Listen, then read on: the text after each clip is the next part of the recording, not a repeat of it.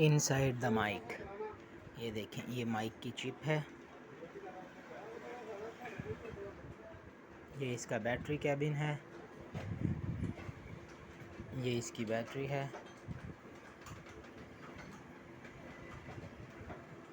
ठीक है,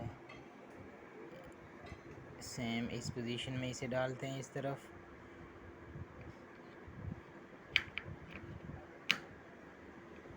ठीक है, इसमें ख़राबी ये है कि इसका जो चार्जिंग जैक है ना, वो बहुत ही बुरी तरह टूट गया, जिससे इसका प्रिंट भी गायब हो गया यहाँ से। ये देखिए, यहाँ से इसका प्रिंट भी गायब है। अगर हम पीछे करके लगाते हैं तो वो एडजस्ट नहीं होता, चार्जिंग पिन छोटी रह जाएगी। ये बाकी इसके पार्ट्स हैं। ठीक है, ये माइक है, ये छोटा सा माइक। ये इसके कनेक्टर्स हैं।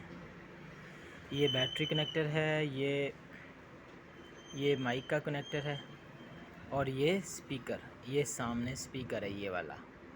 ठीक है, ये देखें, ये स्पीकर है। ये इसके बटन हैं, स्विच है, ऑन ऑफ वॉल्यूम, और बहुत दूसरे जो बटन हैं वो हैं। ये इसकी दूसरी साइड है। इनमें अक्सर यही मसला होता है कि इनके चार्जिंग जैक टूट जाते हैं, हमारी बेहतियाती की वजह से।